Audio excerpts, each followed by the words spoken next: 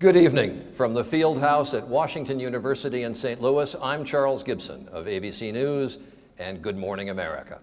I welcome you to the second of the 2004 presidential debates between President George W. Bush, the Republican nominee, and Senator John Kerry, the Democratic nominee. The debates are sponsored by the Commission on Presidential Debates. Tonight's format is going to be a bit different. We have assembled a town hall meeting. We're in the show me state, as everyone knows Missouri to be, so Missouri residents will ask the questions. These 140 citizens were identified by the Gallup organization as not yet committed in this election. Now, earlier today, each audience member gave me two questions on cards like this. One they'd like to ask of the president, the other they'd like to ask the senator.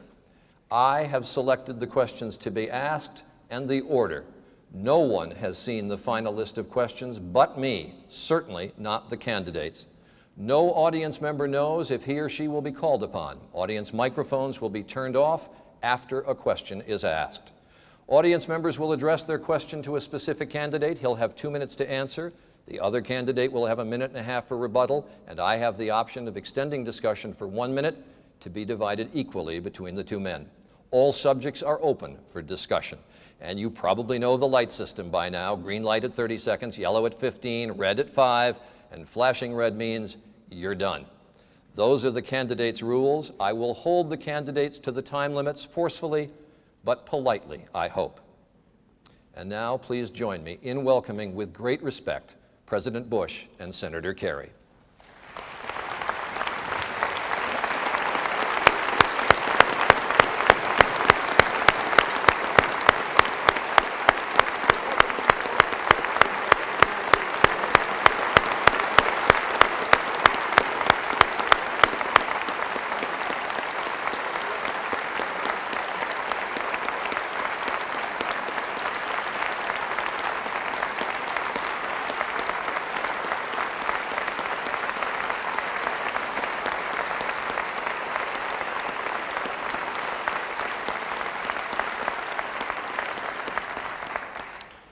Gentlemen, to the business at hand. The first question is for Senator Kerry, and it will come from Cheryl Otis, who is right behind me. Senator Kerry, after talking to several co-workers and family and friends, I asked the ones who said they were not voting for you why. They said that you were too wishy-washy. Do you have a reply for them? Yes, I certainly do. But let me just first, Cheryl, if you will, I want to thank Charlie for moderating. I want to thank Washington University for hosting us here this evening. Mr. President, it's good to be with you again this evening, sir. Cheryl, the president didn't find weapons of mass destruction in Iraq, so he's really turned his campaign into a weapon of mass deception. And the result is that you've been bombarded with advertisements suggesting that I've changed a position on this or that or the other. Now, the three things they try to say I've changed position on are the Patriot Act. I haven't. I support it. I just don't like the way John Ashcroft has applied it, and we're going to change a few things. The chairman of the Republican Party thinks we ought to change a few things. No Child Left Behind Act. I voted for it. I support it. I support the goals. But the president has underfunded it by $28 billion. Right here in St. Louis, you've laid off 350 teachers. You're 150 I think it's a little more, about $100 million shy of what you ought to be under the No Child Left Behind Act to help your education system here. So I complain about that. I've argued that we should fully fund it. The president says, I've changed my mind. I haven't changed my mind. I'm going to fully fund it. So these are the differences. Now, the president has presided over the economy where we've lost 1.6 million jobs. First president in 72 years to lose jobs. I have a plan to put people back to work. That's not wishy-washy. I'm going to close the loopholes that actually encourage companies to go overseas. The president wants to keep them open. I think I'm right. I think he's wrong. I'm going to give you a tax cut. The president gave the top 1% of income earners in America, got $89 billion last year, more than the 80% of people who earn $100,000 or less all put together. I think that's wrong. That's not wishy-washy, and that's what I'm fighting for, you. Mr. President, minute and a half. Charlie, thank you, and thank our panelists. Senator, thank you. And thanks Washington U as well. I can see why people at your workplace think he changes positions a lot, because he does. He said he voted for the $87 billion and voted against it right before he voted for it. That sends a confusing signal to people. He said he thought Saddam Hussein was a grave threat, and now said it was a mistake to remove Saddam Hussein from power. Now, I can see why people think that he changes position quite often, because he does. You know, for a while, he was a strong supporter of getting rid of Saddam Hussein. He saw the wisdom until the Democrat primary came along. And Howard Dean, the anti-war candidate, began to gain on him. And he changed positions. I don't see how you can lead this country in a time of war, in a time of uncertainty, if you change your mind because of politics. He just brought up the tax cut. You remember we increased that child credit by $1,000, reduced the marriage penalty, created a 10% tax bracket for the lower income Americans. That's right at the middle class. He voted against it, and yet he tells you he's for a middle class tax cut. You've got to be consistent when you're the president. There's a lot of pressures, and you've got to be firm and consistent. Thanks, sir. Mr. President, I would follow up, but we have a series of questions on Iraq, and so I will turn to the next questioner. The question for President Bush, and the questioner is Robin Dahl. Can you get a microphone, Robin? I'm sorry. Mr. President, yesterday in a statement you admitted that Iraq did not have weapons of mass destruction, but justified the invasion by stating, I quote, "He retained the knowledge, the materials, the means, and the intent to produce weapons of mass destruction, and could have passed this knowledge to our terrorist enemies." Do you sincerely believe this to be a reasonable justification for invasion when this statement applies to so many other countries, including North Korea? Each situation is different, Robin. And obviously, we hope that diplomacy works before you ever use force. The hardest decision a president makes is ever to use force. After 9/11, we had to look at the world differently. After 9/11, we had to recognize that when we saw a threat, we must take it seriously before it comes to hurt us. In the old days, we'd see a threat, and we could deal with it if we felt like it or not. But 9/11 changed it all. I vowed to our countrymen that I would do everything I could to protect the American people. That's why we're bringing al-Qaeda to justice. 75% of them have been brought to justice. That's why I said to Afghanistan, if you harbor a terrorist, you're just as guilty as the terrorist. And the Taliban is no longer in power, and al-Qaeda no longer has a place to plan. And I saw a unique threat in Saddam Hussein, as did my opponent, because we thought he had weapons of mass destruction. And the unique threat was that he could give weapons of mass destruction to an organization like al-Qaeda, and the harm they inflicted on us with airplanes would be multiplied greatly by weapons of mass destruction. And that was a serious, serious threat. So I tried diplomacy, went to the United Nations, but as we learned in the same report I quoted, Saddam Hussein was gaming the oil for food program to get rid of sanctions. He was trying to get rid of sanctions for a reason. He wanted to restart his weapons programs. We all thought there was weapons there, Robin. My opponent thought there was weapons there. That's why he called him a grave threat. I wasn't happy when we found out there wasn't weapons, and we've got an intelligence group together to figure out why.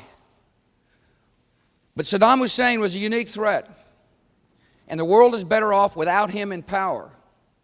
And my opponent's plans lead me to conclude that Saddam Hussein would still be in power, and the world would be more dangerous. Thanks, sir. Senator Kerry, minute and a half. Robin, I'm going to answer your question. I'm also going to respond to what you asked, Cheryl, at the same time. The world is more dangerous today. The world is more dangerous today because the president didn't make the right judgments. Now, the president wishes that I had changed my mind. He wants you to believe that, because he can't come here and tell you that he's created new jobs for America. He's lost jobs. He can't come here and tell you that he's created health care for Americans, because We got 5 million Americans have lost their health care. 96,000 of them right here in Missouri.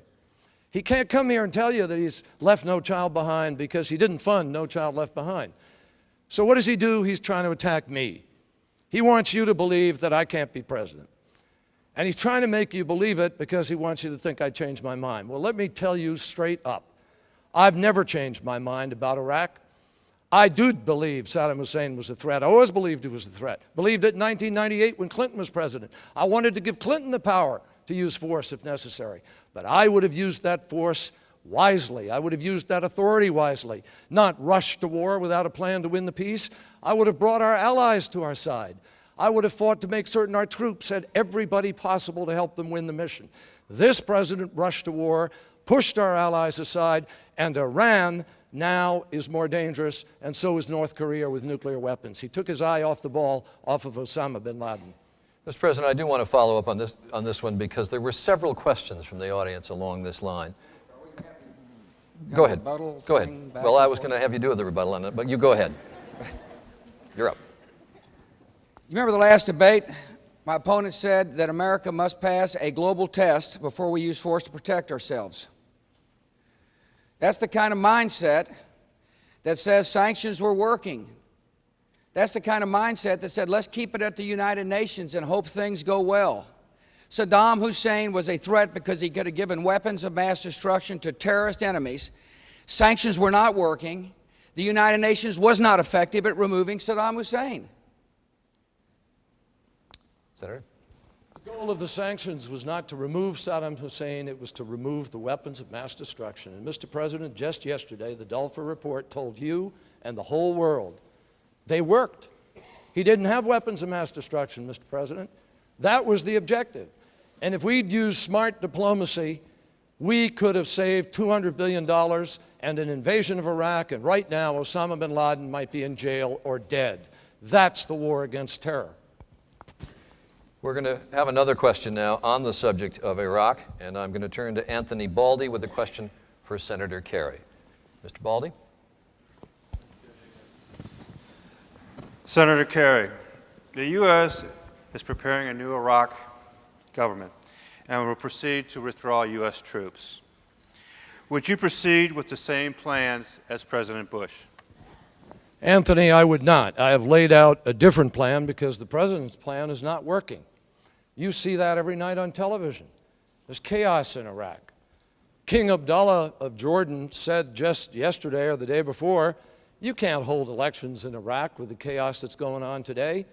Senator Richard Lugar, the Republican chairman of the Foreign Relations Committee, said that the handling of the reconstruction aid in Iraq by this administration has been incompetent. Those are the Republican chairman's words. Senator Hagel of Nebraska said that the handling of Iraq is beyond pitiful, beyond embarrassing, it's in the zone of dangerous.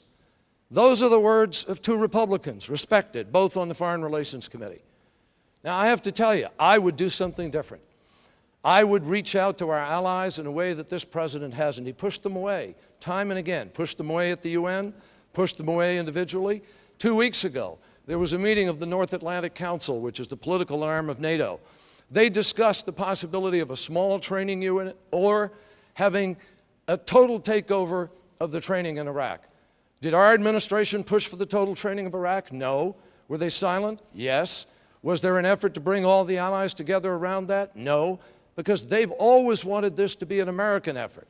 They even had the Defense Department issue a memorandum saying, don't bother applying for assistance or for being part of the reconstruction if you weren't part of our original coalition. Now, that's not a good way to build support and reduce the risk for our troops and make America safer. I'm going to get the training done for our troops. I'm going to get the training of Iraqis done faster, and I'm going to get our allies back to the table. 2 days ago in the Oval Office, I met with the finance minister from Iraq. He came to see me. And he talked about how optimistic he was and the country was about heading toward elections. Think about it. They're going from tyranny to elections. He talked about the reconstruction efforts that are beginning to take hold. He talked about the fact that Iraqis love to be free. He said he was optimistic when he came here, then he turned on the TV and listened to the political rhetoric, and all of a sudden he was pessimistic. This is a guy who, along with others, has taken great risk for freedom, and we need to stand with him. My opponent says he has a plan. Sounds familiar because it's called the Bush plan. We're going to train troops, and we are. We'll have 125,000 trained by the end of December. We're spending about $7 billion.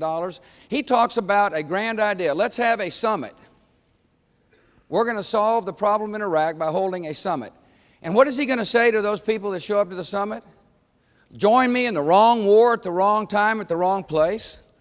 Risk your troops in a war you've called a mistake. Nobody is going to follow somebody who doesn't believe we can succeed, and somebody who says the war where we are is a mistake. I know how these people think.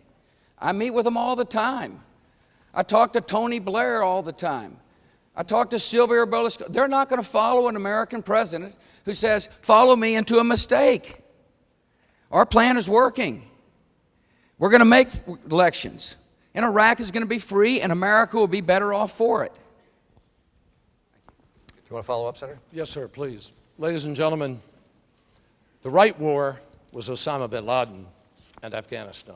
That was the right place, and the right time was Tora Bora when we had him cornered in the mountains. Now, everyone in the world knows that there were no weapons of mass destruction. That was the reason Congress gave him the authority to use force, not after excuse to get rid of the regime. Now we have to succeed. I've always said that. I have been consistent. Yes, we have to succeed, and I have a better plan to help us do it. First of all, we didn't find out he didn't have weapons till we got there, and my opponent thought he had weapons and told everybody he thought he had weapons.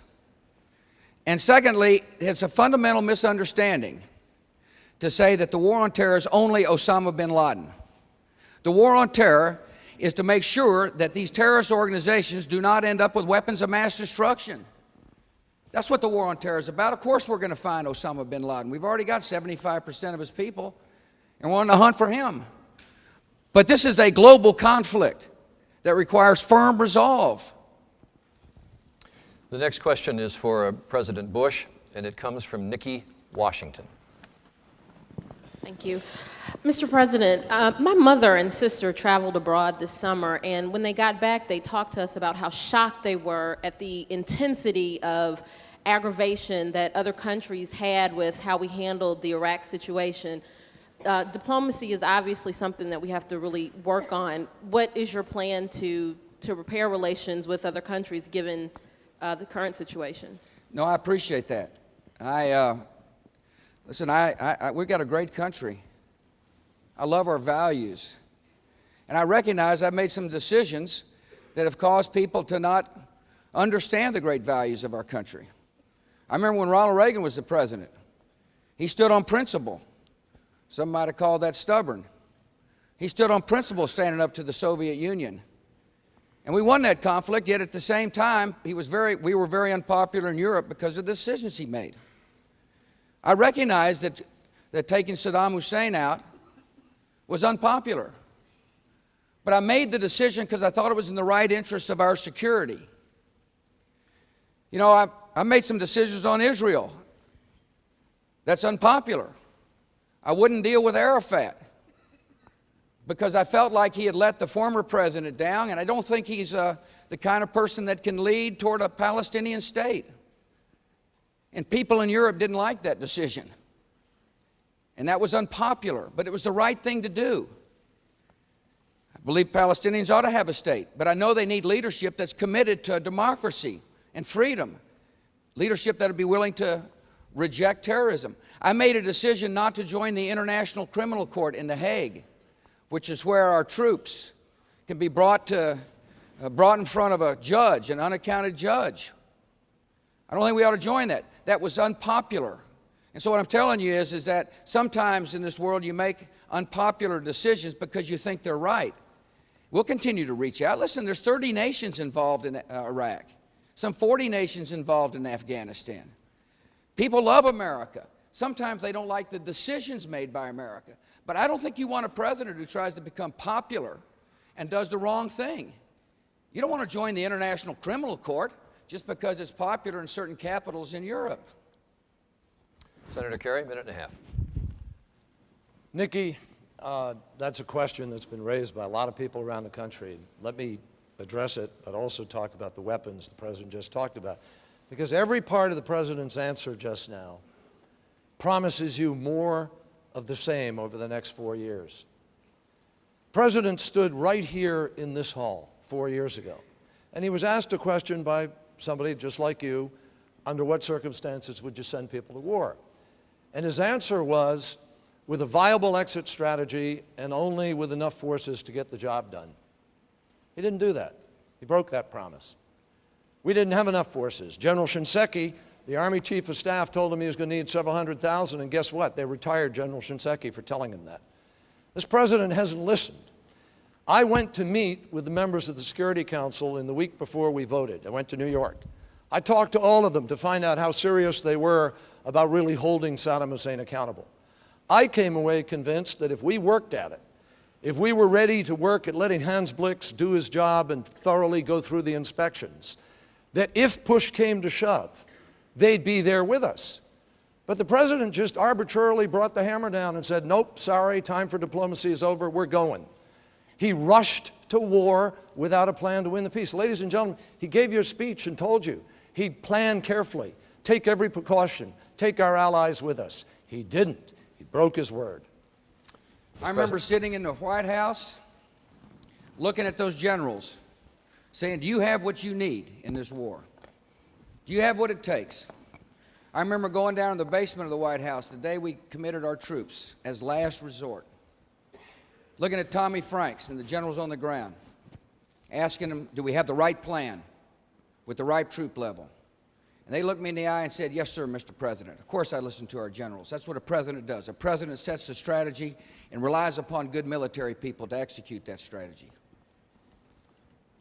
Senator. You rely on good military people to execute the military component of the strategy, but winning the peace is larger than just the military component. General Shinseki had the wisdom to say you're going to need several 100,000 troops to win the peace. Military's job is to win the war. The President's job is to win the peace. The President did not do what was necessary. Didn't bring in enough nations, didn't deliver the help, didn't close off the borders, didn't even guard the ammo dumps. And now our kids are being killed with ammos right out of that dump. The next question is for Senator Kerry, and it comes from over here from Randy Jacobs. You'll need a microphone. Is it Randy? I'm sorry. Yes, Randy. Iran sponsors terrorism and has missiles capable of hitting Israel and southern Europe.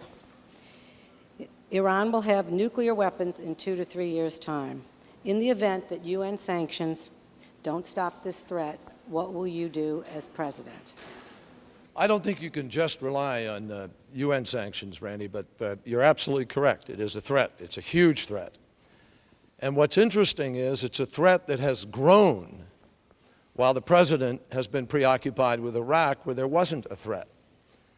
If he'd let the inspectors do their job and go on, we wouldn't have 10 times the numbers of forces in Iraq that we have in Afghanistan chasing Osama bin Laden.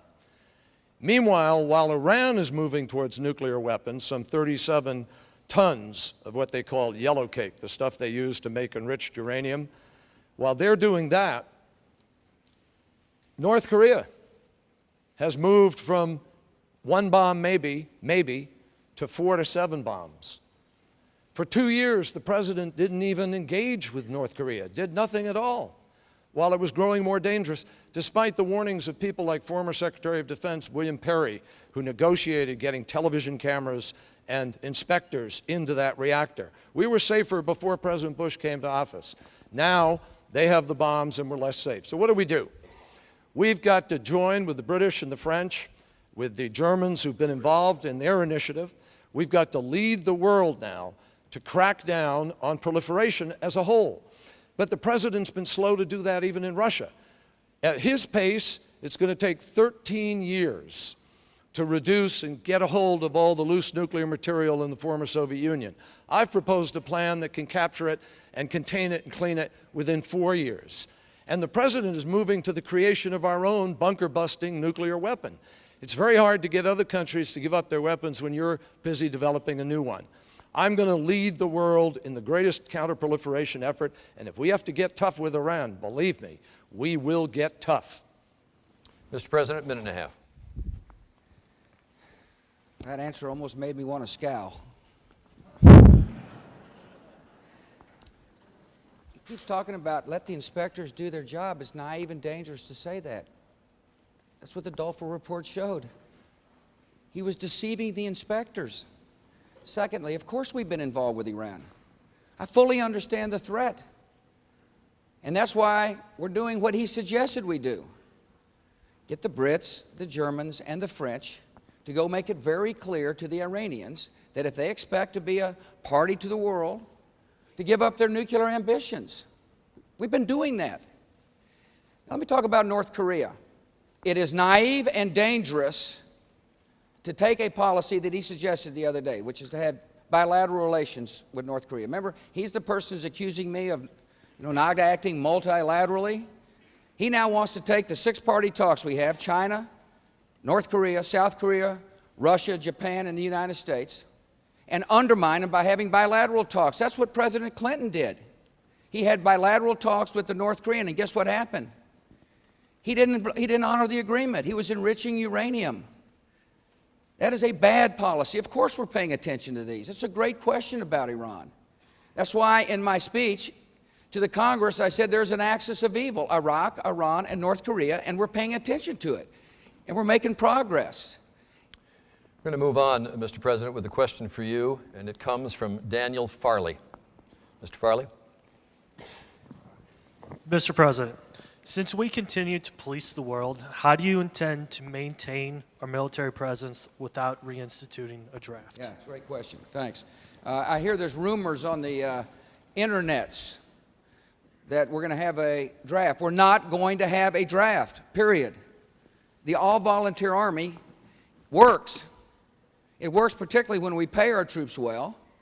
It works when we make sure they've got housing, like we have done in the last military budgets. An all-volunteer Army is best suited to fight the new wars of the 21st century, which is to be specialized and to find these people as they hide around the world. We don't need mass armies anymore.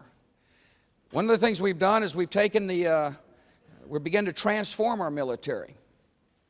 And by that I mean we're moving troops out of Korea and replacing them with more effective weapons. We don't need as much manpower on the Korean Peninsula to keep a deterrent. In Europe, we have massed troops as if the Soviet Union existed and was going to invade into Europe. But those days are over with. And so we're moving troops out of Europe and replacing it with more effective equipment. So to answer your question is, we're withdrawing, not from the world, we're drawing manpower. So they can be stationed here in America, so there's less rotation, so life is easier on their families, and therefore we'll be more likely to be able to keep people in the all-volunteer Army. One of the most important things we're doing in this administration is transformation. There's some really interesting technologies. For example, we're flying unmanned vehicles that can send real-time messages back to stations in the United States. That saves manpower and it saves equipment. It also means that we can target things easier and move more quickly, which means we need to be lighter and quicker and more facile and highly trained. Now, forget all this talk about a draft. We're not going to have a draft so long as I'm the president. Senator Kerry, minute and a half.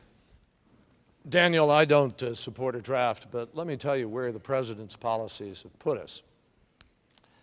The president, and this is one of the reasons why I'm very proud in this race to have the support of General John Shalikashvili, former chairman of the Joint Chiefs of Staff, Admiral William Crowe, former chairman of the Joint Chiefs of Staff, General Tony McPeak, who ran the air war for the president's father and did a brilliant job supporting me, General Wes Clark, who won the war in Kosovo, supporting me. Because they all, and General Baca, who was the head of the National Guard, supporting me. Why? Because they understand that our military is overextended under the Vice President. Our Guard and reserves have been turned into almost active duty. You got people doing 2 and 3 rotations. You've got stop-loss policies so people can't get out when they were supposed to.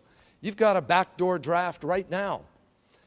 And a lot of our military are underpaid. These are families that get hurt. It hurts the middle class. It hurts communities because these are our first responders, and they're called up and they're over there, not over here. Now, I'm going to add 40,000 active duty forces to the military, and I'm going to make people feel good about being safe in our military and not overextended, because I'm going to run a foreign policy that actually does what President Reagan did and President Eisenhower did and others. We're going to build alliances. We're not going to go unilaterally. We're not going to go alone like this president did. Mr. President, let's extend for a minute. Let me Let's just get to one that issue point. of- I got to answer this. Well, I mean, exactly, and with reservists being held on duty. let with me some answer soldiers- this, what he just said about Well, I going wanted to get alone. into the issue of You the tell backdoor Tony draft. Blair we're going alone. Tell Tony Blair we're going alone. Tell Silvio Berlusconi we're going alone. Tell Alexander Kwasniewski of Poland we're going alone. Got 30 countries there. It denigrates an alliance to say we're going alone, to discount their sacrifices. You cannot lead an alliance if you say, you know, you're going alone. And people listen.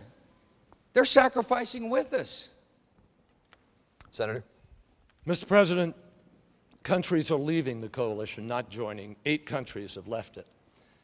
If Missouri, just given the number of people from Missouri are in the military over there today, were a country, it would be the 3rd largest country in the coalition, behind Great Britain and the United States.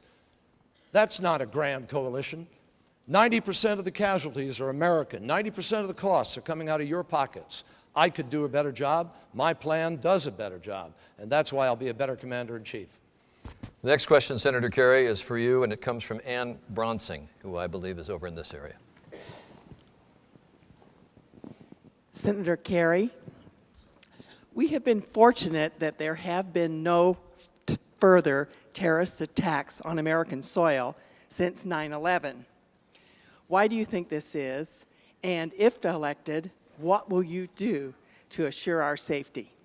Thank you very much, Ann. I've asked in my security briefings why that is, and I can't go into all the answers, et cetera, but let me say this to you. This president and his administration have told you and all of us, it's not a question of when, it's a question of, not a question of if, it's a question of when. We've been told that. The when, I can't tell you. Between the World Trade Center bombing in, what was it, 1993 or so, and the next time was 5 years, 7 years. These people wait, they'll plan, they plot. I agree with the president that we have to go after them and get them wherever they are. I just think I can do that far more effectively, because the most important weapon in doing that is intelligence. You got to have the best intelligence in the world. And in order to have the best intelligence in the world, to know who the terrorists are and where they are and what they're plotting, you've got to have the best cooperation you've ever had in the world. Now, to go back to your question, Nikki, we're not getting the best cooperation in the world today. We got a whole bunch of countries that pay a price for dealing with the United States of America now. I'm going to change that.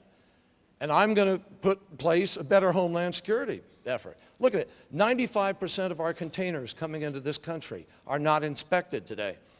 When you get on an airplane, your bag is X-rayed, but the cargo hold isn't X-rayed. Do you feel safer? This president in the last debate said, well, that would be a big tax gap if we did that. Ladies and gentlemen, it's his tax plan. He chose a tax cut for the wealthiest Americans over getting that equipment out into the homeland as fast as possible. We have bridges and tunnels that aren't being secured, chemical plants, nuclear plants that aren't secured, hospitals that are overcrowded with their emergency rooms. If we had a disaster today, could they handle it? This president chose a tax cut over homeland security. Wrong choice. Mr. President. That's an odd thing to say, since we've tripled the Homeland Security budget from $10 to $30 billion. Listen, we'll do everything we can to protect the homeland. My opponent's right. We need good intelligence. It's also a curious thing for him to say, since right after 1993, he voted to cut the intelligence budget by $7.5 billion. The best way to defend America in this world we live in is to stay on the offense. We got to be right 100% of the time here at home. And they got to be right once. And that's the reality. And there's a lot of good people working hard. We're doing the best we possibly can to share information. That's why the Patriot Act was important. Patriot Act is vital, by the way. It's a tool that law enforcement now uses to be able to talk between each other. My opponent says he hadn't changed his positions on it. No, but he's for weakening it. I don't think my opponent has got the right view about the world, to make us safe. I really don't. First of all, I don't think you can succeed in Iraq, and if Iraq were to fail, it'd be a haven for terrorists, and there'd be money, and the world would be much more dangerous. I don't see how you can win in Iraq if you don't believe we should be there in the first place. I don't see how you can lead troops if you say it's the wrong war at the wrong place at the wrong time. I don't see how the Iraqis are going to have confidence in the American president if all they hear is that it was a mistake to be there in the first place. This war is a long, long war, and it requires steadfast determination, and it requires a complete understanding that we not only chase down al-Qaeda, but we disrupt terrorist safe havens, as well as people who could provide the terrorists with support. I want to extend for a minute, Senator, and I'm curious about something you said. You said it's not when, but if. You think it's inevitable? Because the sense of security is a very basic thing with everybody in this country, worried about their kids. Well, the president and his experts have told America that it's not a question of if, it's a question of when. And I accept what the president has said. These terrorists are serious, they're deadly, and they know nothing except trying to kill. I understand that. That's why I will never stop at anything to hunt down and kill the terrorists. But you heard the president just say to you that we've added money. Folks, the test is not if you've added money. The test is, have you done everything possible to make America secure? He chose a tax cut for wealthy Americans over the things that I listed to you. Mr. President. Well, we'll talk about the tax cut for middle class here in a minute. But, yeah, I'm worried. I'm worried. I'm worried about our country. And I can tell you, all I can tell you is every day I know that there's people working overtime, doing the very best they can. And the reason I'm worried is because there's a vicious enemy that has an ideology of hate. And the way to defeat them long term, by the way, is to spread freedom. Liberty can change habits. And that's what's happening in Afghanistan and Iraq. Mr. President, we're going to turn to questions now on domestic policy, and we're going to start with health issues. And the first question is for President Bush, and it's from John Horseman. Why did you block the reimportation of safer and inexpensive drugs from Canada, which would have cut 40 to 60% off of the cost? I haven't yet. Just want to make sure they're safe. When a drug comes in from Canada, I want to make sure it cures you and doesn't kill you. And that's why the FDA and that's why the Surgeon General are looking very carefully to make sure it can be done in a safe way. I've got an obligation to make sure our government does everything we can to protect you. And what my worry is that, it looks like it's from Canada and it might be from a third world. We just got to make sure before somebody thinks they're buying a product that it works. And that's why we're doing what we're doing. Now, it may very well be here in December. You hear me say, I think there's a safe way to do it. Other ways to make sure drugs are cheaper. One is to speed up generic drugs to the marketplace quicker. Pharmaceuticals were using loopholes to keep brand drugs in place, and generics are much less expensive than brand drugs, and we're doing just that. Another is to get our seniors to sign up to these drug discount cards, and they're working. Wanda Blackmore, I met here from Missouri. The first time she bought drugs with her drug discount card, she paid $1.14, I think it was, for about $10 worth of drugs. These cards make sense. And in 2006, seniors are going to get prescription drug coverage for the first time in Medicare. Because I went to Washington to fix problems. Medicare, the issue of Medicare used to be called Mediscare. People didn't want to touch it for fear of getting hurt politically. I want to get something done. I think our seniors deserve a modern medical system. And in 2006, our seniors will get prescription drug coverage. Thank you for asking. Senator, a minute and a half. John, you heard the president just say that he thought he might try to be for it. 4 years ago, right here in this forum, he was asked the same question. Can't people be able to import drugs from Canada? You know what he said? I think that makes sense. I think that's a good idea. 4 years ago. Now, the president said, I'm not blocking that. Ladies and gentlemen, the president just didn't level with you. Right now, again, he did block it because we passed it in the United States Senate. We sent it over to the House that you could import drugs. We took care of the safety issues. We're not talking about third world drugs. We're talking about drugs made right here in the United States of America that have American brand names on them in American bottles, and we're asking to be able to allow you to get them. The president blocked it. The president also took Medicare, which belongs to you, and he could have lowered the cost of Medicare and lowered your taxes and lowered the cost to seniors. You know what he did? He made it illegal for Medicare to do what the VA does, which is bulk purchase drugs so that you can lower the price and get them out to you lower. He put $139 billion of windfall profit into the pockets of the drug companies right out of your pockets. That's the difference between us. The president sides with the power companies, the oil companies, the drug companies, and I'm fighting to let you get those drugs from Canada, and I'm fighting to let Medicare survive. I'm fighting for the middle class. That's the difference. If they're safe, they're coming. I want to remind you that it wasn't just my administration that made the decision on safety. President Clinton did the same thing because we have an obligation to protect you. Now, he talks about Medicare. He's been in the United States Senate 20 years. Show me one accomplishment toward Medicare that he accomplished. I've been in Washington, D.C. 3.5 years and led the Congress to reform Medicare so our seniors have got a modern health care system. That's what leadership is all about. Actually, Mr. President, in 1997, we fixed Medicare, and I was one of the people involved in it. We not only fixed Medicare and took it way out into the future, we did something that you don't know how to do.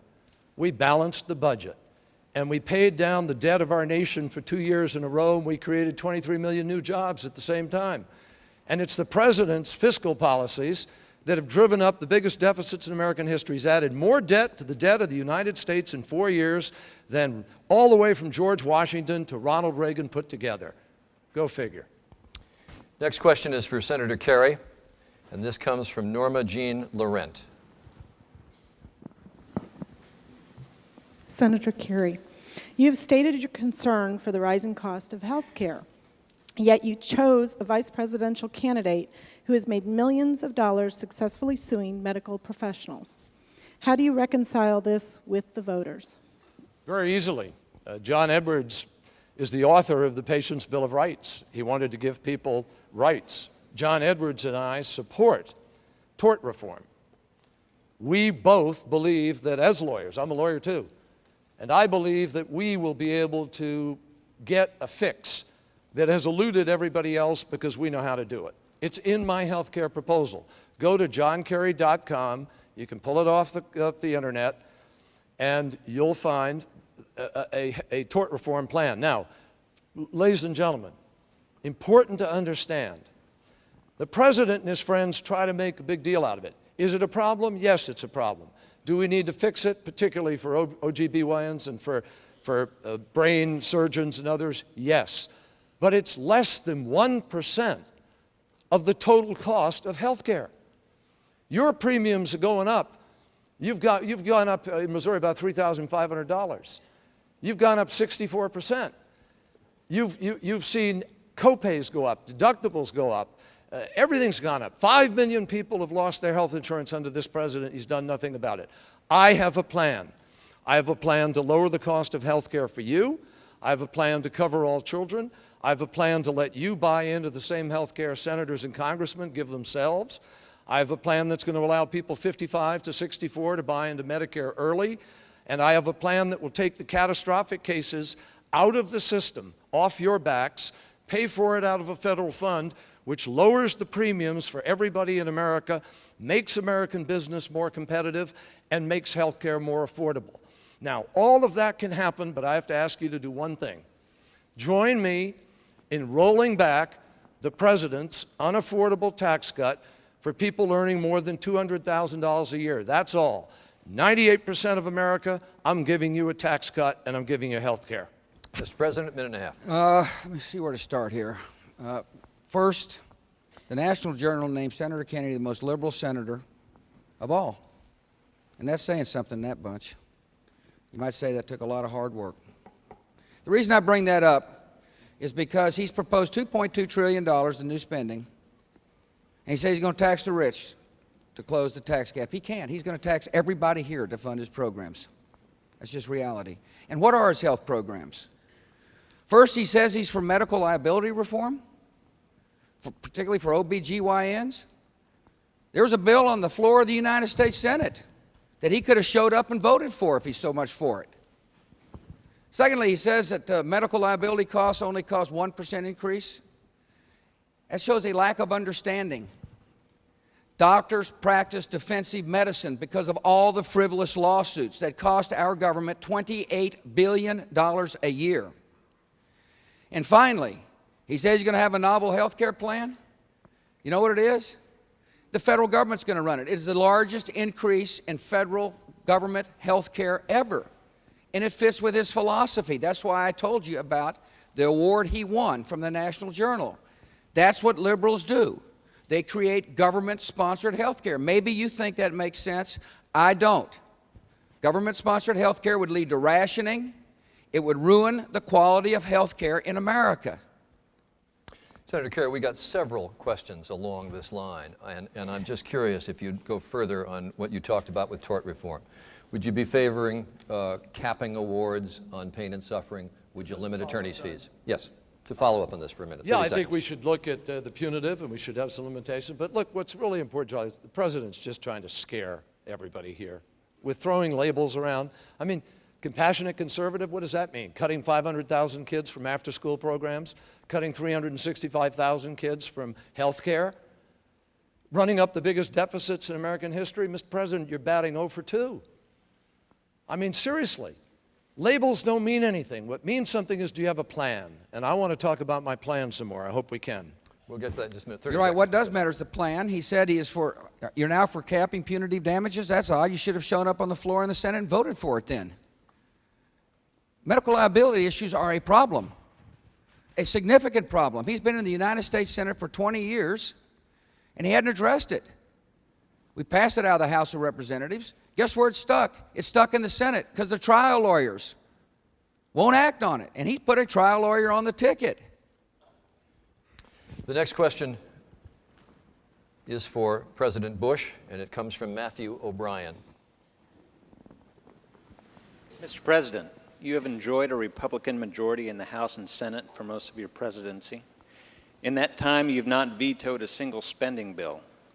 Excluding $120 billion spent in Iraq and Afghanistan, there has been $700 billion spent and not paid for by taxes. Please explain how the spending you have approved and not paid for is better for the American people than the spending proposed by your opponent. Right. Thank you for that. We have a deficit. We have a deficit because this country went into a recession. You might remember the stock market started to decline dramatically 6 months before I came to office, and then the bubble of the 1990s popped. And that cost us revenue. That cost us revenue. Secondly, we're at war. And I'm going to spend what it takes to win the war. More than just $120 billion for Iraq and Afghanistan. We got to pay our troops more. We have. We've increased money for ammunition and weapons and pay and homeland security. I just told this lady over here we went from $10 billion to $30 billion to protect the homeland. I think we have an obligation to spend that kind of money. And plus, we cut taxes for everybody. Everybody got tax relief so that they get out of the recession. I think if you raise taxes during a recession, you head to depression. I come from the school of thought that says when people have more money in their pocket during tough economic times, it increases demand or investment. Small businesses begin to grow, and jobs are added. We found out today that over the past 13 months, we've added 1.9 million new jobs in the last 13 months. I proposed a plan, detailed budget, that shows us cutting the deficit in half by 5 years. And you're right, I haven't vetoed any spending bills because we work together. Non-homeland, non-defense discretionary spending was rising at 15% a year when I got into office. And today, it's less than 1% because we're working together to try to bring this deficit under control. Like you, I'm concerned about the deficit. But I am not going to shortchange our troops in harm's way. And I'm not going to run up taxes, which will cost this economy jobs. Thank you for your question. Senator Kerry, minute and a half. let me begin by saying that my health care plan is not what the President described. It is not a government takeover. You have choice. Choose your doctor, choose your plan. The government has nothing to do with it. In fact, it doesn't ask you to do anything. If you don't want to take it, you don't have to. If you like your high premiums, you keep them. That's the way we leave it. Now, with respect to the deficit, the President was handed a $5.6 trillion surplus, ladies and gentlemen. That's where he was when he came into office. We now have a $2.6 trillion deficit. This is the biggest turnaround in the history of the country. He's the first president in 72 years to lose jobs. He talked about war. This is the first time the United States of America has ever had a tax cut when we're at war. Franklin Roosevelt, Harry Truman, others knew how to lead. They knew how to ask the American people for the right things. 1% of America, the highest 1% of income earners in America, got $89 billion of tax cut last year. 1% of America got more than the 80% of America that earned from $100,000 down. The President thinks it's more important to fight for that top 1% than to fight for fiscal responsibility and to fight for you. I want to put money in your pocket. I have a proposal for a tax cut for all people earning less than the $200,000. The only people affected by my plan are the top income earners of America. I heard you both say, I have heard you both say during the campaign, I just heard you say it, that you're going to cut the deficit by a half in 4 years. But I didn't hear one thing in the last 3.5 minutes that would indicate how either one of you do that. Well, look at the budget. One is make sure Congress doesn't overspend. But let me talk back about where we've been. The stock market was declining 6 months prior to my arrival. It was the largest stock market correction, one of the largest in history, which foretold a recession. Because we cut taxes on everybody. Remember, we ran up the child credit by 1,000, we reduced the marriage penalty, we created the 10% bracket. Everybody who pays taxes got relief. The recession was one of the shortest in our nation's history. Senator Kerry, 30 seconds. After 9/11, after the recession had ended, the President asked for another tax cut and promised 5.6 million jobs would be created. He lost 1.6 million, ladies and gentlemen. And most of that tax cut went to the wealthiest people in the country. He came and asked for a tax cut. We wanted a tax cut to kick the economy into gear. You know what he presented us with? A $25 billion giveaway to the biggest corporations in America, including a $254 million refund check to Enron. Wrong priorities. You're my priority. Senator Kerry, the next question will be for you, and it comes from James Varner, who I believe is in this section. Mr. Varner, need a microphone. Thank you. Senator Kerry, would you be willing to look directly into the camera and using simple and unequivocal language, give the American people your solemn pledge not to sign any legislation that will increase the tax burden on families earning less than $200,000 a year during your first term? Absolutely. Yes. Right into the camera. Yes. I am not going to raise taxes. I have a tax cut, and here's my tax cut. I raised the child care credit by $1,000 for families to help them be able to take care of their kids. I have a $4,000 tuition tax credit that goes to parents and kids, if they're earning for themselves, to be able to pay for college. And I lower the cost of health care in the way that I described to you. Every part of my program, I've shown how I'm going to pay for it. And I've gotten good people, like former Secretary of the Treasury Bob Rubin, for instance, who showed how to balance budgets and give you a good economy, to help me crunch these numbers and make them work. I've even scaled back some of my favorite programs already, like the child care program I wanted to fund and the National Service Program, because the President's deficit keeps growing, and I've said as a pledge, I'm going to cut the deficit in half in 4 years. Now, I'm going to restore what we did in the 1990s, ladies and gentlemen. Pay as you go. We're going to do it like you do it. The President broke the pay-as-you-go rule. Somebody here asked the question about why haven't you vetoed something? It's a good question. If you care about it, why don't you veto it? I think John McCain called the energy bill the no lobbyist left behind bill. I mean, you got to stand up and fight somewhere, folks. I'm pledging I will not raise taxes. I'm giving a tax cut to the people earning less than $200,000 a year. Now, for the people earning more than $200,000 a year, you're going to see a rollback to the level we were at with Bill Clinton, when people made a lot of money. And looking around here at this group here, I suspect there are only 3 people here who are going to be affected: the president, me, and Charlie, I'm sorry, you too. Mr. President, 90 It's just not seconds. credible. When he talks about being fiscally conservative, it's just not credible. If you look at his record in the Senate, he voted to break the spending caps, over 200 times. And here he says he's going to be a fiscal conservative all of a sudden. It's just not credible. You cannot believe it. And of course he's going to raise your taxes. You see, he's proposed $2.2 trillion of new spending. And so they said, well, how are you going to pay for it?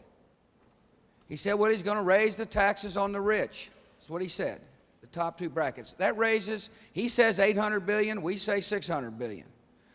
We got battling green eye shades. Somewhere in between those numbers. And so there's a difference. What he's promised and what he can raise. Now, either he's going to break all these wonderful promises he's told you about, or he's going to raise taxes. And I suspect, given his record, he's going to raise taxes. Is my time up yet? No, you can keep going. Keep going, good. You're on a He roll. looked at me like my clock was up. I think that the way to grow this economy is to keep taxes low, is to have an energy plan, is to have litigation reform. As I told you, we just got a report that said over the past 13 months we created 1.9 million new jobs. We're growing. And so the fundamental question in this campaign is who's going to keep the economy growing so people can work? That's the fundamental question. I'm going to come back one more time to how these numbers add up and how you can cut that deficit in half in 4 years, given what you've both said. Well, first of all, the president's figures of $2.2 trillion just aren't accurate. Those are the fuzzy math figures put together by some group that works for the campaign. That's not the number. Number 2, John McCain and I have a proposal jointly for a commission that closes corporate giveaway loopholes.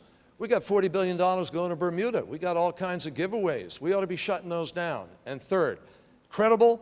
Ladies and gentlemen, in 1985, I was one of the first Democrats to move to balance the budget. I voted for the balanced budget in 93 and 97. We did it. We did it. And I was there. I'm sorry, 30 seconds, Mr. President. Yeah, I mean, he's got a record. He's been there for 20 years. You can run, but you can't hide. He voted 98 times to raise taxes. I mean, these aren't make-up figures, and so people are going to have to look at the record. Look at the record of the man running for the president. They don't name him the most liberal in the United States Senate because he hadn't shown up to many meetings. They named him because of his votes.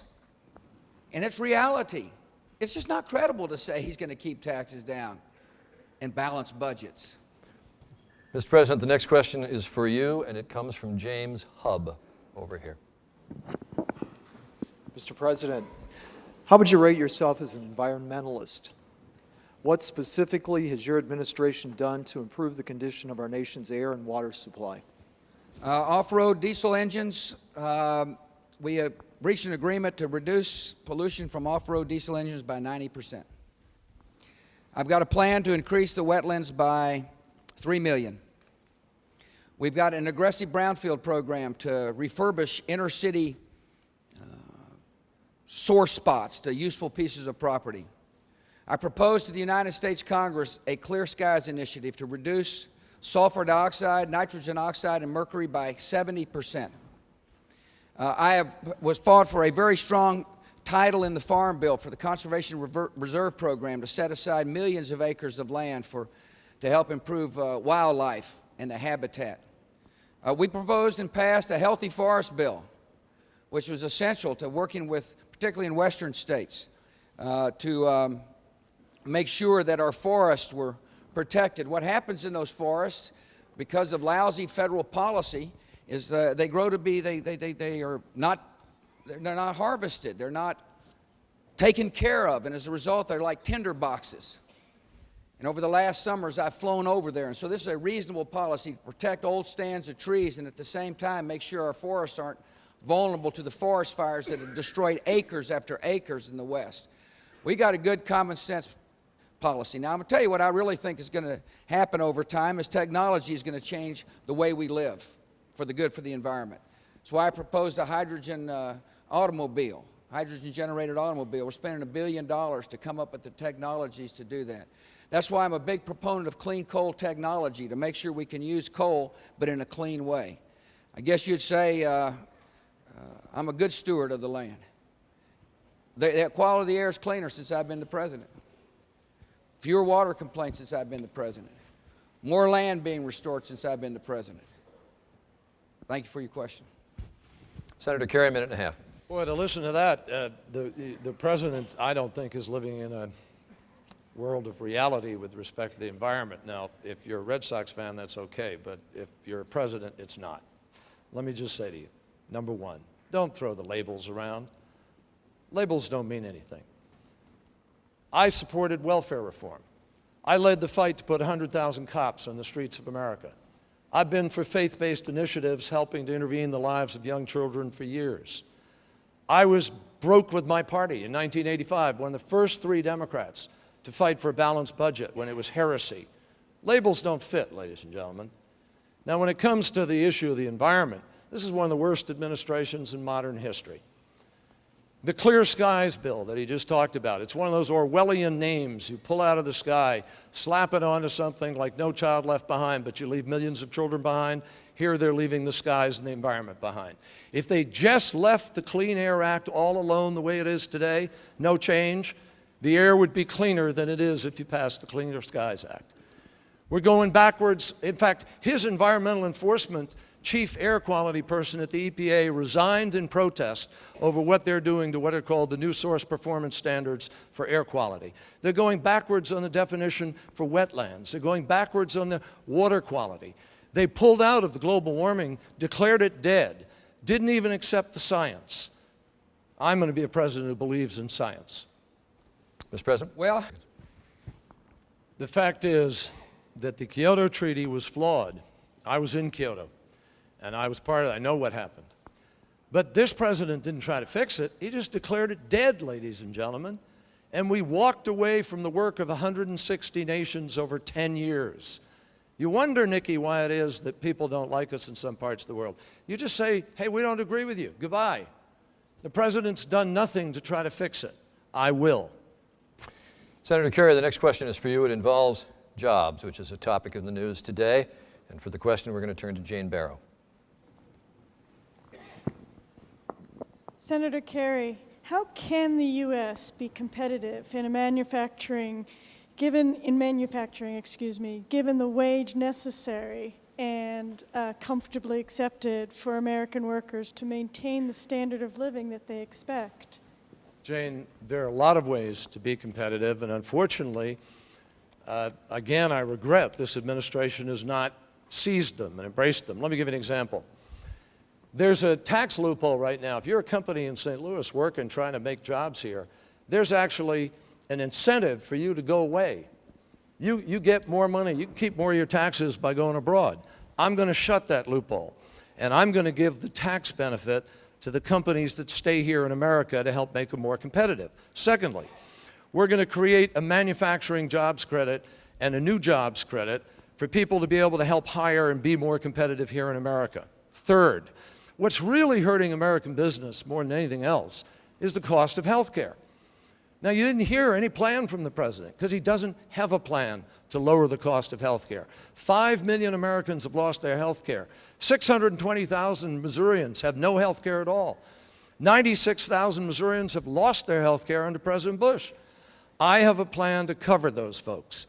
And it's a plan that lowers costs for everybody, covers all children, and the way I pay for it, I'm not fiscally irresponsible, is I roll back the tax cut that this president so fiercely wants to defend, the one for him and me and Charlie. I think you ought to get the break. I want to lower your cost of health care. I want to fully fund education. No Child Left Behind, special needs education. And that's how we're going to be more competitive, by making sure our kids are graduating from school and college. China and India are graduating more graduates in technology and science than we are. We've got to create the products of the future. That's why I have a plan for energy independence within 10 years. And we're going to put our laboratories and our colleges and universities to work. And we're going to get the great entrepreneurial spirit of this country, and we're going to free ourselves from this dependency on Mideast oil. That's how you create jobs and become competitive.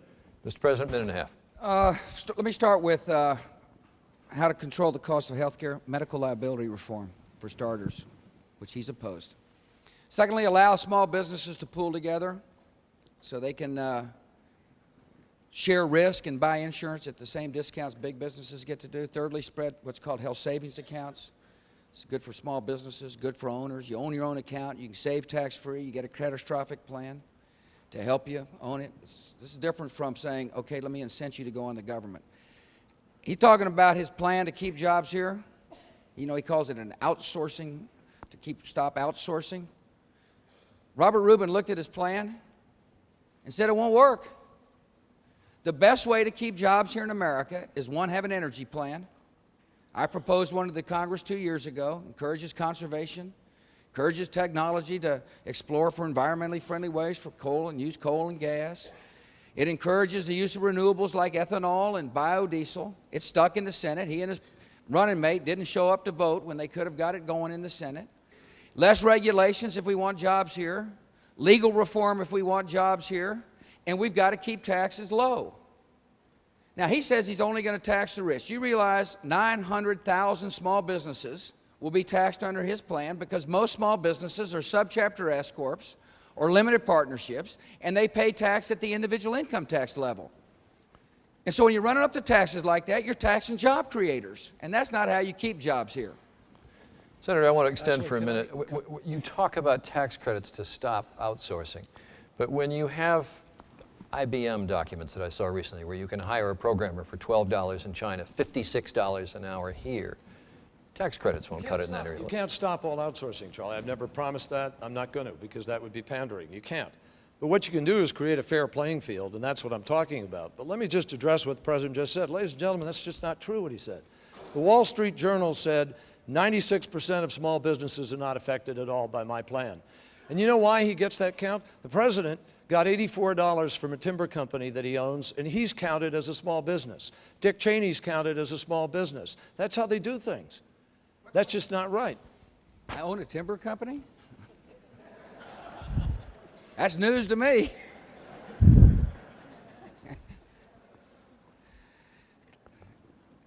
Need some wood? Most small businesses are subchapter S corps. They just are. I met Grant Milliron, Mansfield, Ohio. He's creating jobs. Most small businesses, 70% of the new jobs in America are created by small business. His taxes are going up when you run up the top two brackets. It's a fact. President Bush, the next question is for you, and it comes from Rob Fowler, who I believe is over in this area. President Bush, 45 days after 9/11, Congress passed the Patriot Act, which takes away checks on law enforcement and weakens American citizens' rights and freedoms, especially Fourth Amendment rights. With expansions to the Patriot Act and Patriot Act 2, my question to you is, why are my rights being watered down and my citizens around me, and what are the specific justifications for these reforms? Yeah, I appreciate that. I really don't think your rights are being watered down. Matter of fact, I wouldn't support it if I thought that. Every action being taken against terrorists requires court order, requires scrutiny. As a matter of fact, the tools now given to the terrorist fighters are the same tools that we've been using against drug dealers and white-collar criminals. So I really don't think so. I hope you don't think that. I mean, because I think whoever's the president must guard your liberties, must not erode your rights in America. The Patriot Act is necessary, for example, because parts of the FBI couldn't talk to each other. The intelligence gathering and the law enforcement arms of the FBI just couldn't share intelligence under the old law. And that didn't make any sense.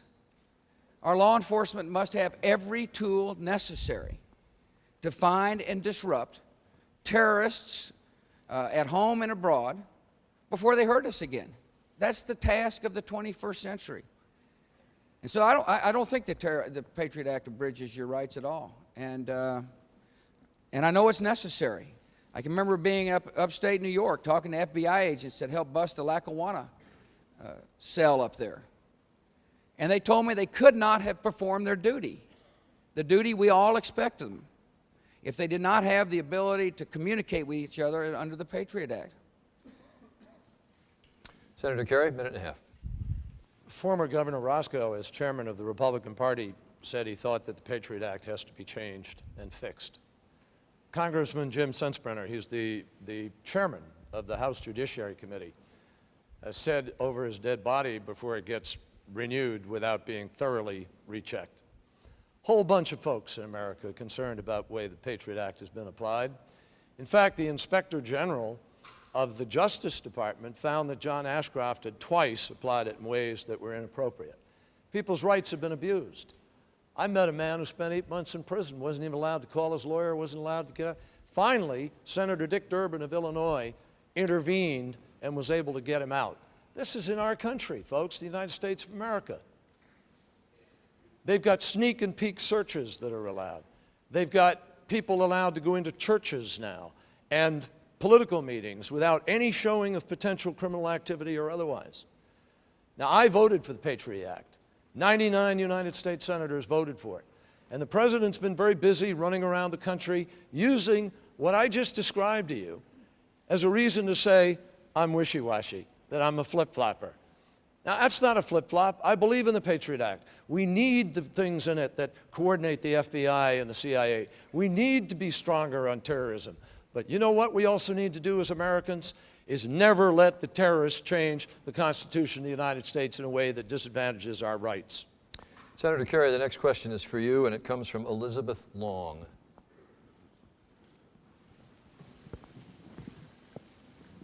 Senator Kerry, thousands of people have already been cured or treated by the use of adult stem cells or umbilical cord stem cells. However, no one has been cured by using embryonic stem cells. Wouldn't it be wise to use stem cells obtained without the destruction of an embryo? You know, Elizabeth, I really respect your the feeling that's in your question. I understand it. You know, I know the morality that's prompting that question, and I respect it enormously. But like Nancy Reagan and so many other people, you know, I was at a forum with Michael J. Fox the other day in New Hampshire, who's suffering from Parkinson's, and he wants us to do stem cell, embryonic stem cell. And this fellow stood up, and he was quivering. His whole body was shaking from the nerve disease, the muscular disease that he had. And he said to me and to the whole hall, he said, you know, don't take away my hope, because my hope is what keeps me going. Chris Reeve is a friend of mine. Chris Reeve exercises every single day to keep those muscles alive for the day when he believes he can walk again, and I want him to walk again. I think we can save lives. Now, I think we can do ethically guided embryonic stem cell research. We have 100,000 to 200,000 embryos that are frozen in nitrogen today from fertility clinics. These weren't taken from abortion or something like that. They're from a fertility clinic. And they're either going to be destroyed or left frozen. And I believe if we have the option, which scientists tell us we do, of curing Parkinson's, curing diabetes, curing some kind of a paraplegic or quadriplegic or a spinal cord injury, anything. That's the nature of the human spirit. I think it is respecting life to reach for that cure. I think it is respecting life to do it in an ethical way. And the president's chosen a policy that makes it impossible for our scientists to do that. I want the future, and I think we have to grab it. Mr. President, minute and a half. Embryonic stem cell research requires the destruction of life to create a stem cell. I'm the first president ever to allow funding, federal funding, for embryonic stem cell research. I did so because I too hope that we'll discover cures from the stem cells. from the research derived. But I think we got to be very careful in balancing the ethics and the science.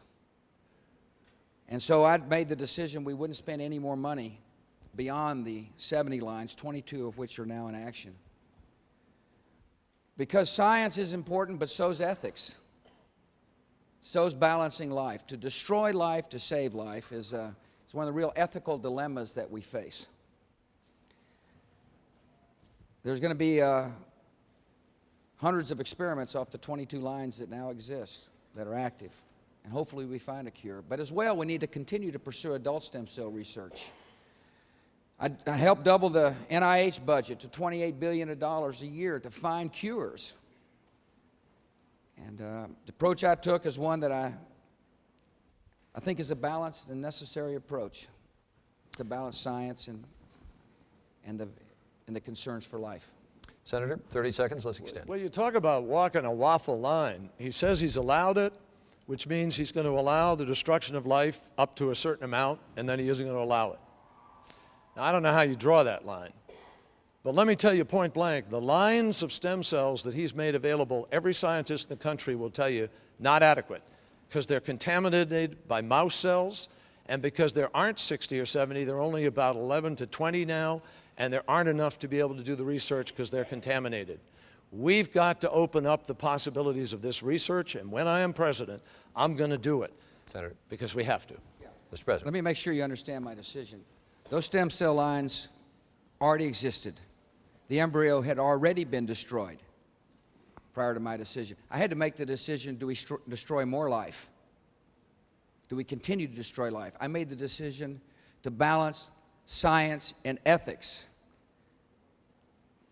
Mr. President, the next question is for you, and it comes from Jonathan Michelson. Over here. Mr. President, if there were a vacancy in the Supreme Court and you had the opportunity to fill that position today, who would you choose and why? I'm not telling. I really haven't picked anybody yet. Plus, I want them all voting for me. I would pick somebody who would not allow their personal opinion to get in the way of the law. I would pick somebody who would strictly interpret the Constitution of the United States. Let me give you a couple of examples, I guess, of the kind of person I wouldn't pick. I wouldn't pick a judge who said that the Pledge of Allegiance couldn't be said in a school because it had the words "under God" in it. I think that's an example of a judge allowing personal opinion to enter into the decision-making process as opposed to strict interpretation of the Constitution. Another example would be the Dred Scott case, which is where judges years ago said that the Constitution allowed slavery because of personal property rights. That's personal opinion. That's not what the Constitution says. The Constitution of the United States says we're all, it doesn't say that. It doesn't speak to the equality of America. And so I would pick people that would be strict constructionists. We got plenty of lawmakers in Washington, D.C. Legislators make law. Judges interpret the Constitution. And I suspect one of us will have a pick at the end of next 4 years. And that's the kind of judge I'm going to put on there. No litmus tests except for how they interpret the Constitution. Thank you. Senator Kerry?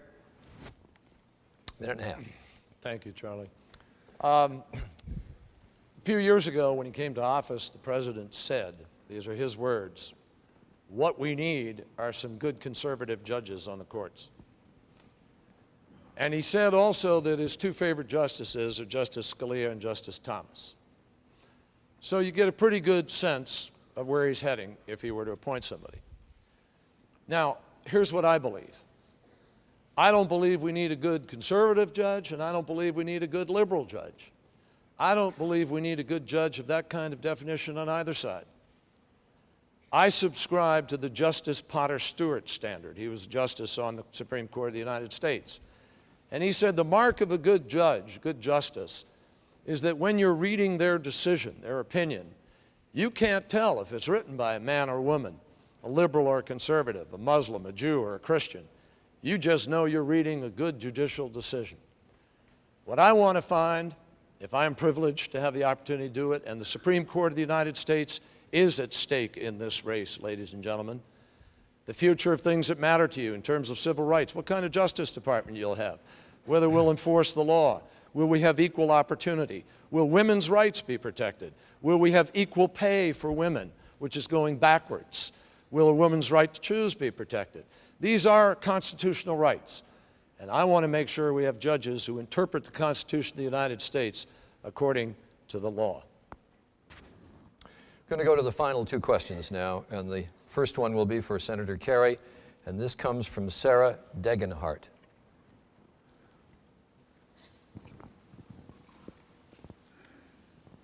Senator Kerry, suppose you were speaking with a voter who believed abortion is murder, and the voter asked for reassurance that his or her tax dollars would not go to support abortion. What would you say to that person?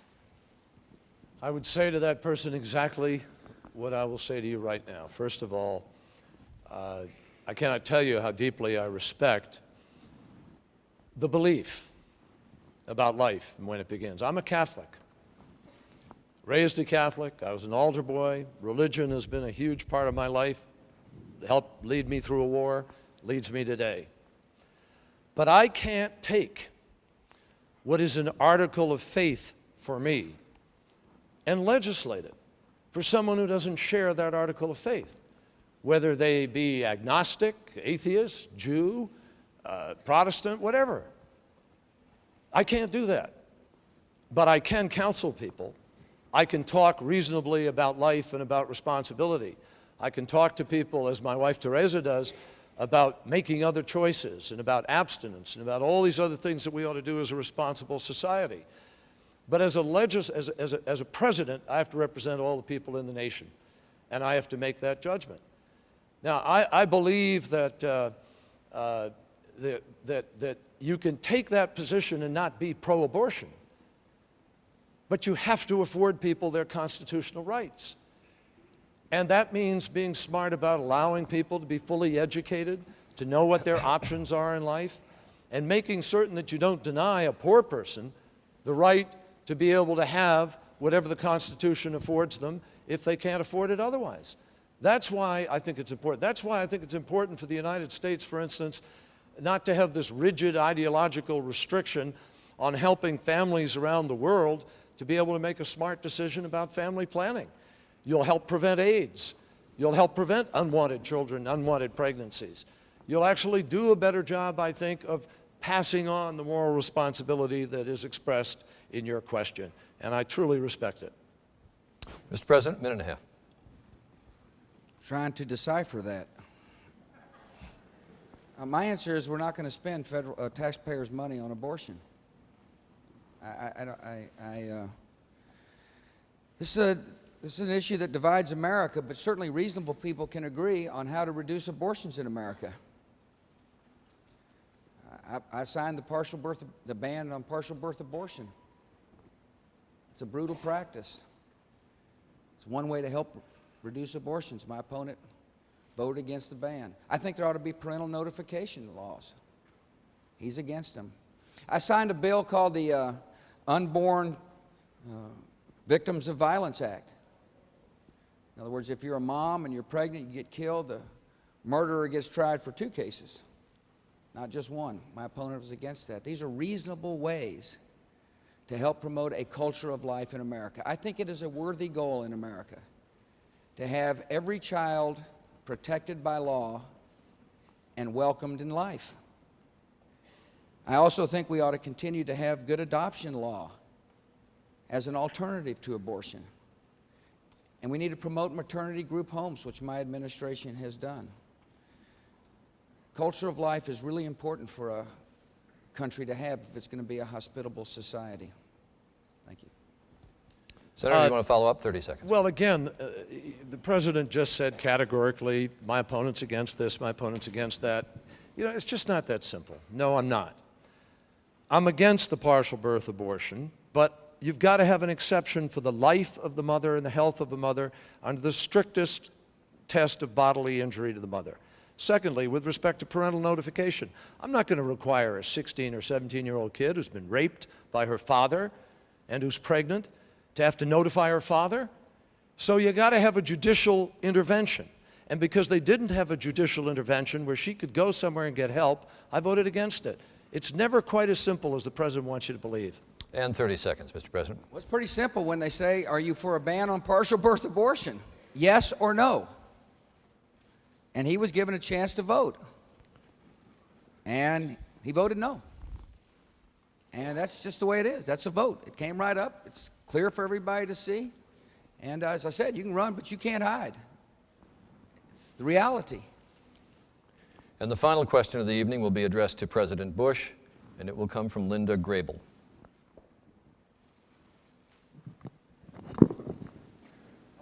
Linda Grable's over here.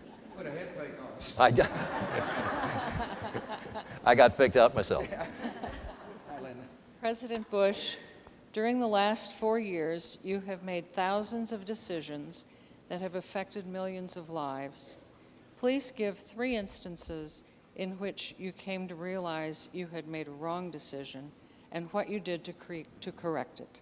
Thank you. I have made a lot of decisions, and some of them little,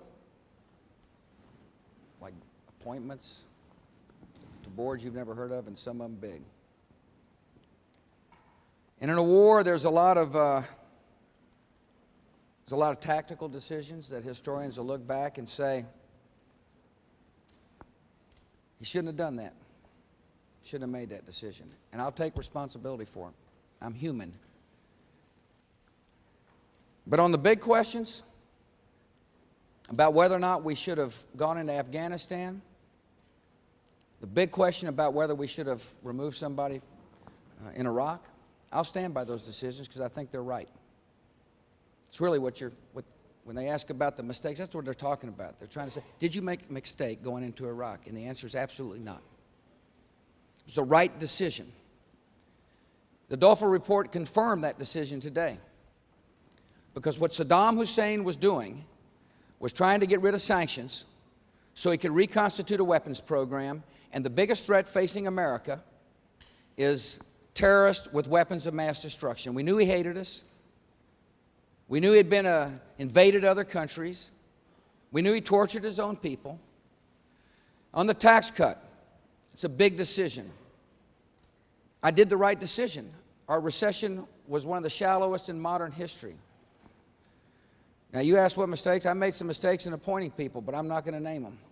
I don't want to hurt their feelings on national TV. But history will look back, and I'm fully prepared to accept any mistakes that history judges to my administration. Because the president makes the decisions, the president has to take the responsibility. Senator Kerry, a minute and a half. I believe the president made a huge mistake, a catastrophic mistake, not to live up to his own standard, which was build a true global coalition, give the inspectors time to finish their job and go through the UN process to its end, and go to war as a last resort. I ask each of you just to look into your hearts, look into your guts. Gut check time. Was this really going to war as a last resort? The president rushed our nation to war without a plan to win the peace. And simple things weren't done. That's why Senator Lugar says incompetent in the delivery of services. That's why Senator Hagel, Republican, says, you know, beyond pitiful, beyond embarrassing, in the zone of dangerous. We didn't guard 850,000 tons of ammo. That ammo is now being used against our kids. 10,000 out of 12,000 Humvees aren't armored. I've visited some of those kids with no limbs today because they didn't have the armor in those vehicles. They didn't have the right body armor. I've met parents who've, on the internet, gotten the armor to send their kids. There's no bigger judgment for a president of the United States than how you take a nation to war. And you can't say, because Saddam might have done it 10 years from now, that's a reason. That's an excuse. Mr. President? Complains about the fact our troops don't have adequate equipment, yet he voted against the $87 billion supplemental I sent to the Congress and then issued one of the most amazing quotes in political history. I actually did vote for the $87 billion before I voted against it. Saddam Hussein was a risk to our country, ma'am. And he was a risk that, and this is where we just have a difference of opinion. The truth of the matter is, if you listen carefully, Saddam would still be in power if he were the President of the United States, and the world would be a lot better off. And Senator Kerry, 30 seconds. Not necessarily be in power, but here's what I'll say about the $87 billion. I made a mistake in the way I talk about it. He made a mistake in invading Iraq, which is a worse decision. Now, I voted the way I voted because I saw that he had the policy wrong, and I wanted accountability. I didn't want to give a slush fund to Halliburton. I also thought the wealthiest people in America ought to pay for it, ladies and gentlemen. He wants your kids to pay for it. I wanted us to pay for it since we're at war. I don't think that's a bad decision. That's going to conclude the questioning. We're going to go now to closing statements, 2 minutes from each candidate. And the first closing statement goes to Senator Kerry. I believe that was the agreement. Go ahead. Actually, you want to go first? Either way. Thank you. Charlie, thank you, and thank you all. Thank you, all of you, for taking part. Thanks for your questions tonight, very, very much. Obviously, the President and I both have very strong convictions. I respect him for that. But we have a very different view about how to make America stronger and safer. I will never cede the authority of our country or our security to any other nation. I'll never give a veto over American security to any other entity, not a nation, not a country, not an institution. But I know, as I think you do, that our country is strongest when we lead the world, when we lead strong alliances.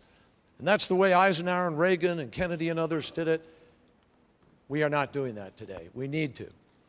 I have a plan that will help us go out and kill and find the terrorists, and I will not stop in our effort to hunt down and kill the terrorists.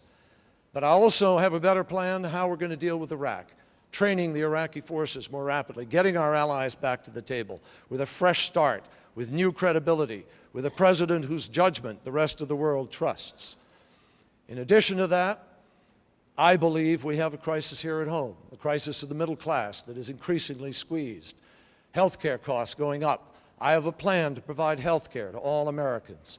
I have a plan to provide for our schools so we keep the standards, but we help our teachers teach and elevate our schools by funding No Child Left Behind.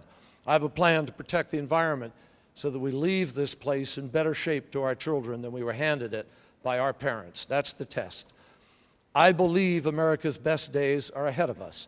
I'm an optimist, but we have to make the right choices to be fiscally responsible and to create the new jobs of the future. We can do this, and I ask you for the privilege of leading our nation to be stronger at home and respected again in the world. Thank you.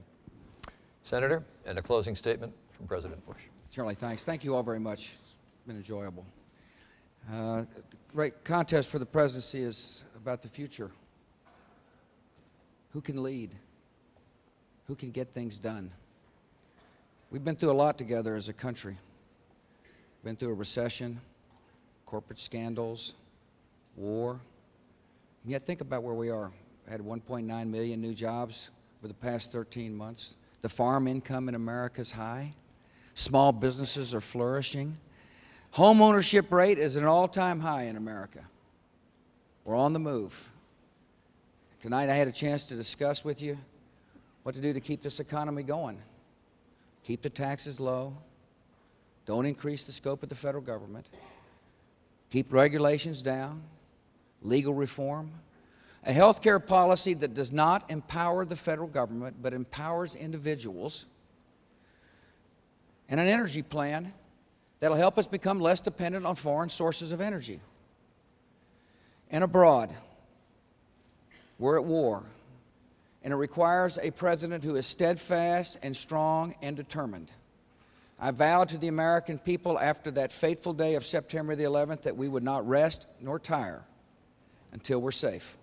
The 9/11 Commission put out a report that said America is safer, but not yet safe. There's more work to be done. We'll stay on the hunt on al-Qaeda. We'll deny sanctuary to these terrorists. We'll make sure they do not end up with weapons of mass destruction. It's the great nexus, the great threat to our country is that these haters end up with weapons of mass destruction. But our long-term security depends on our deep faith in liberty, and we'll continue to promote freedom around the world. Freedom is on the march. Tomorrow, Afghanistan will be voting for a president. In Iraq, we'll be having free elections, and a free society will make this world more peaceful. God bless. Mr. President, Senator Kerry. That concludes tonight's debate. I want to give you a reminder that the third and final debate on issues of domestic policy will be held next Wednesday, October 13th at Arizona State University in Tempe, Arizona, hosted by Bob Schieffer of CBS News. I want to thank President Bush and Senator Kerry for tonight. I want to thank these citizens of the St. Louis area who asked the questions, who gave so willingly of their time, and who took their responsibility very seriously. Thank you also to everyone at Washington.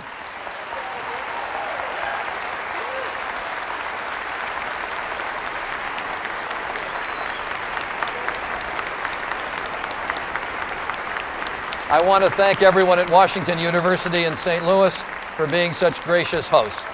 I'm Charles Gibson from ABC News from St. Louis. Good night.